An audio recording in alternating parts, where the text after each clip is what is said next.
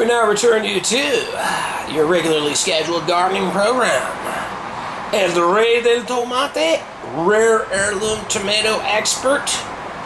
Today's episode, planting rare heirloom tomatoes, and you're gonna hear it from the king himself, El Rey. In this installment, we will be teaching you guys how to use some starts. How do you plant tomato starts, or vegetable starts for that matter? We've gone down to our signature nursery here in San Diego, California, and picked up a nice little variety of heirloom tomato starts. Okay, so the Ray's going to show you how to prep your soil, prepare the actual starts themselves, these small tomato plants, and get everything going right up to watering them through and getting well on your way to delicious heirloom, rare heirloom tomatoes here with the Ray. Heirloom tomato, Hawaiian pineapple.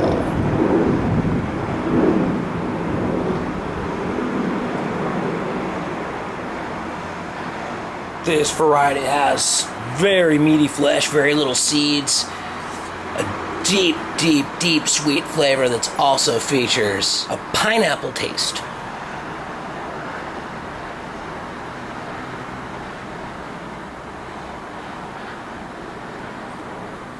Okay, so we got a nice little variety here of tomato starts that we've just picked up at our local signature high-end nursery. Perhaps you have one in your locality. We got quite a few different varieties here. These are all heirlooms. This one's a Siberian Russian tomato, great late season producer here. Let's see what else we got in here. This one is the Ananas Noir, also known as the Black Pineapple. Delicious big beef steak, very dark and smoky flavor. Right here we got the Stupichka, non-GMO here. This Stupichka is an Eastern European, I believe, variety here, and clusters up a bunch of little ping pong ball-sized fruits. Very nice heirlooms. We got Dr. Weike's Yellow, kind of like a Kellogg's Breakfast, except Kellogg's Breakfast is an orange tomato. Most of the orange and yellow, lighter colored tomatoes tend to have a citrusy, mild flavor to them, very distinct from your Heinz Reds, your black Siberian tomatoes, etc. We have Manitoba, a determinate Canadian heirloom here. This is my first time ever growing this one, so to be honest with you, I don't even know what it is, but you can look these all up on the internet. Oregon Spring, this looks like a large beefsteak bicolor. The bicolor tomatoes are typically orange and red with red streaks. This one is a potato leaf variety. You can see here that the leaves are shaped differently than in your standard rugose plant like this one. Alrighty, Mariana's Piece, very much like a brandy wine, delicious large red beef steaks, big ones. Here, our last one for today, we're going to be showing you how to plant these starts too. We got a Momotaro Gold, which is a Japanese tomato originally. This is the gold version of the Momotaro. There's also a red Momotaro. We're going to show you now your first step in preparing these seedlings to be planted. Actually, they're not seedlings really, they're like small plants. But I'm going to show you some things that you can do to groom these plants right before you put them in the ground. Then we're going to talk a little bit about soil mixture and get you going here.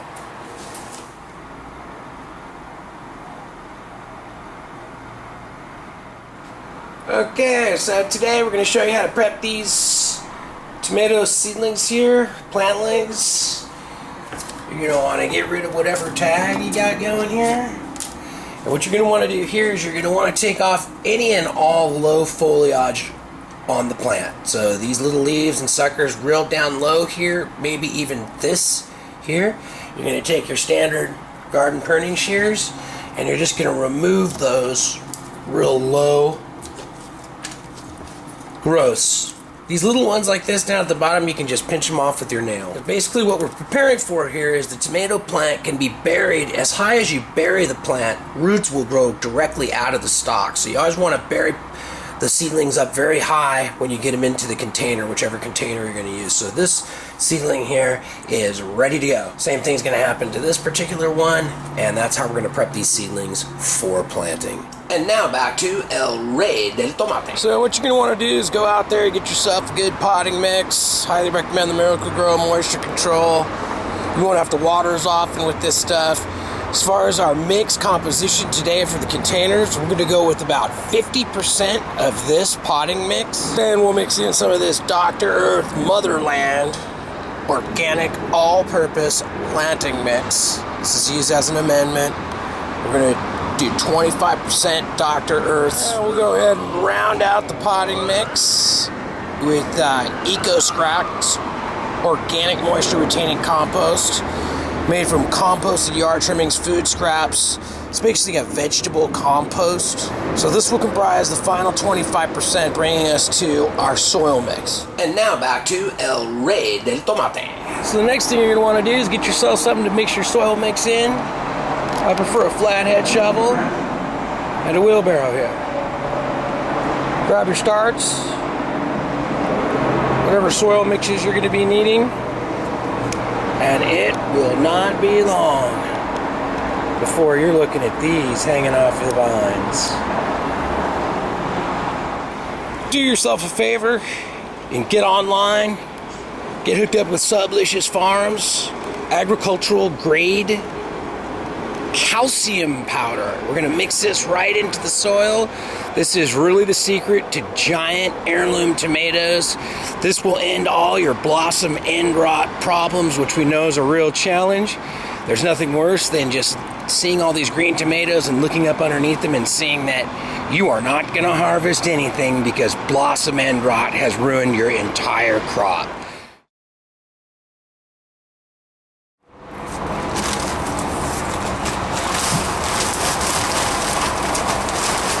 Go about 50% the Miracle-Gro planting mix.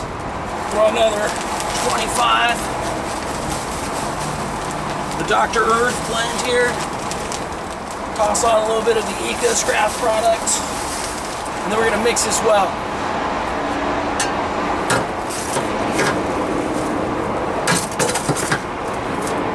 Break up any small chunks you can see and find.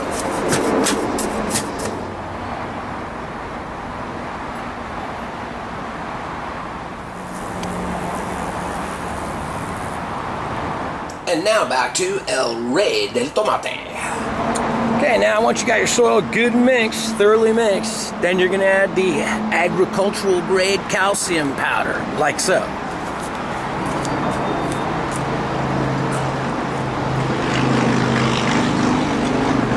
And a good technique to mix it in is just to take like a small mini shovel, just kind of get underneath it, mix it in.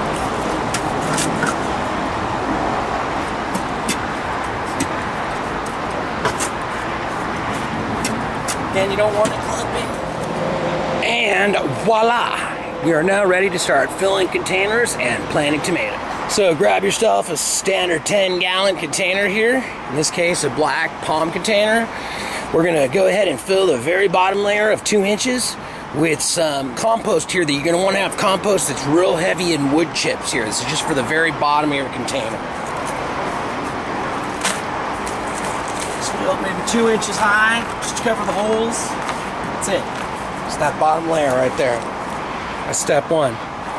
Then what you're going to do from here is you're going to take the soil mix that you've pre-prepared in your wheelbarrow, and you're going to just go ahead and start adding that into the container till you've reached the desired height at which you want to plant your seedling, which we're going to do. So when you've got the container filled to the desired height here, you're going to put your seedling in. It's always a good idea.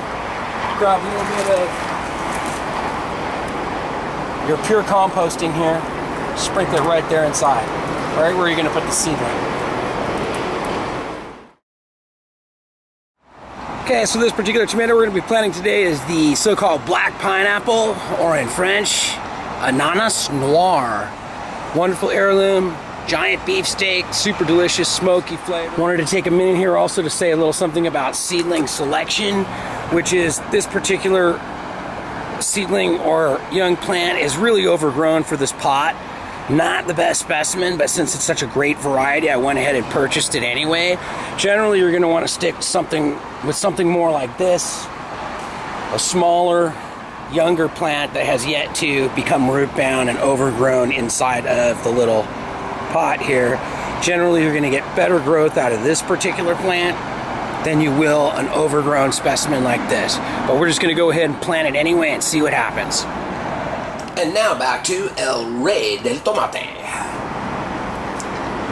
Okay, so you got your black pineapple start here, your Ananas Noir, a little overgrown, kind of root bound here in the pot. And this is how we're going to do this. We're going to put this into our pre-prep container here. What you want to do is you want to stick your hand over the pot with your index finger, the gap between your index finger and your middle finger, right around the stalk. You're going to invert the pot like this. Shake it loosely. You might have to squeeze it a little bit. It'll come off. As you can see, I was correct. This is a very root-bound specimen. But before you put this plant in, what you're going to want to do, not really vigorously, don't rip the roots out. You're just going to want to kind of pull these, lightly agitate the roots here around the base of the plant. What this is going to do is shock the tomato plant a little bit, get it to take off once it's in the container a little faster. As we can see, this one's really root bound, so I'm being a little more thorough. But once you kind of roughed up the roots there on the bottom, you got the plant again between your index and your middle finger. That way you're not going to drop it. Okay, just place it right down. What you want to do is kind of put it into the pot and see, well, is that how deep I want it in the pot? Well, no, because if we buried it up to here, the leaves would be underground. So what we're going to want to do is take the seedling out, backfill it a little bit higher than this, and try the process again. Sort of a process of trial and error here. So what we've done is we've backfilled the pot here just a little more to get the soil level a little higher, which will be perfect for our Ananas Noir black pineapple start. So here we go, we'll try it again.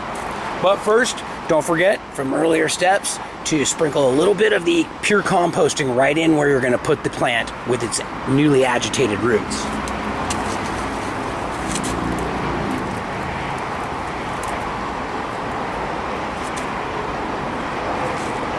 Take your start.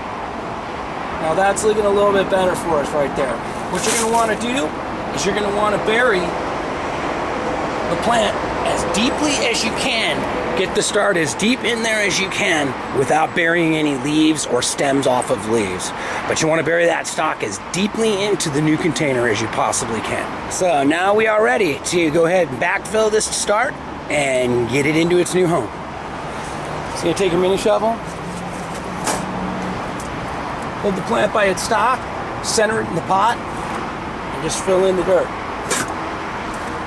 This part's really pretty basic.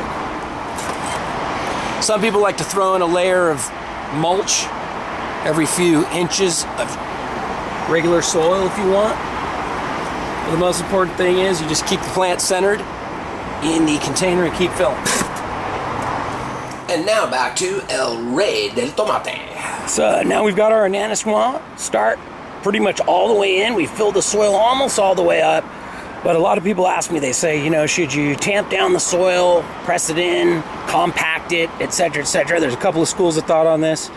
Basically, if you push down on the soil a lot, it's going to give the soil less porosity and loaminess, and the roots of the plant may not be able to grow as quickly. Besides, you're going to get natural settling of the soil after you begin watering the plant in, which we're going to show you later.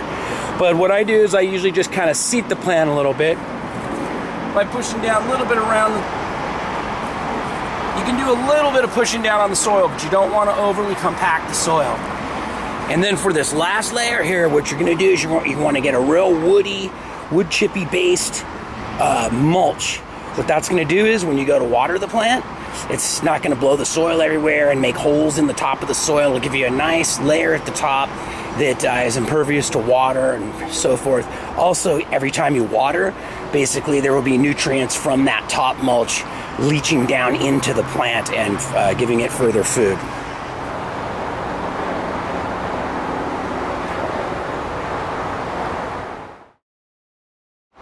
So let's go ahead and do that final step.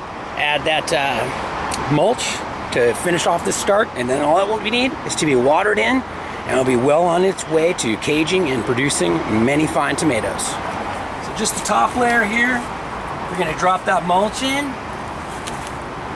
This will also keep more moisture in your soil, a little better moisture retention, and again, every time you water, you're going to be feeding this plant some good old-fashioned natural nutrients, such as manure. So there's the finished product. Just water it in, and you've got a nice little tomato start that's ready to go. Notice that we also put this particular start into a 10 or 15 gallon container here, which is a large container. The minimum container size you're going to want to use on tomatoes is 5 gallons. Anything under that content of soil, they just get dwarfed and don't do well and won't produce a whole lot for you. Don't forget that your tomatoes are going to need 8 hours of sun a day consistently if you're expecting them to reach full maturity and do a lot of producing for you.